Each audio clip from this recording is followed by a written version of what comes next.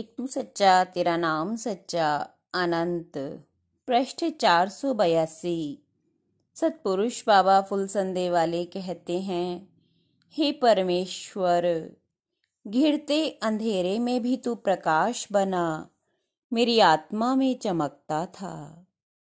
ज्ञान का वस्त्र पहनकर ये आत्मा परमेश्वर के राज्य में प्रवेश करती है।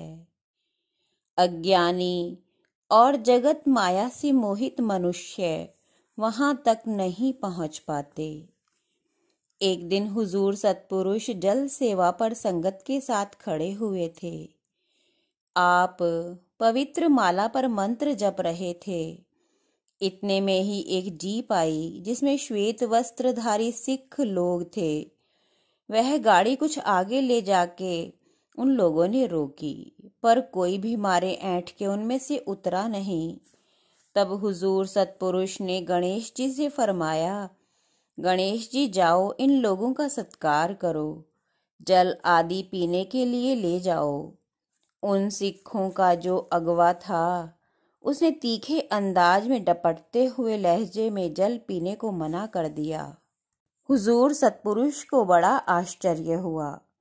सिख लोग तो गुरुमुख होते हैं, वे तो सेवा और दीनता के अर्थ को भली प्रकार से समझते हैं, किंतु ये लोग कैसे सिख हैं? गणेश जी हुजूर सतपुरुष के पास आए। गुरु महाराज बोले, ये लोग तो बड़े अहंकारी और कटु स्वभाव के मालूम पड़ते हैं, किंतु खड़े फिर भी वही हैं। गणेश जी देखो, फर्ज तो हमारा ही बनता है, आप फिर जाओ और दोबारा उन सबसे भोजन कर लेने के लिए प्रार्थना करो। गणेश जी सरकार हुजूर सतपुरुष का हुक्म मानकर गए, पर उन लोगों ने तो गणेश जी से कटु बहस शुरू कर दी। बोले, हम निरंकारी हैं, हमने तो मंत्र जपने की माला कभी की फेंक दी है, आदि आदि कितनी ही बेतुकी बातों वे करते रहे और चले गए। तब हुजूर सतपुरुष ने फरमाया, गणेश जी, ये हमारी और तुम्हारी माला के जपने पर उपहास कर रहे थे। इनसे तुम कहते कि एक दिन परमेश्वर भी तुम्हें ऐसे ही उठाकर फेंक देगा जैसे तुमने माला को फेंक दिया।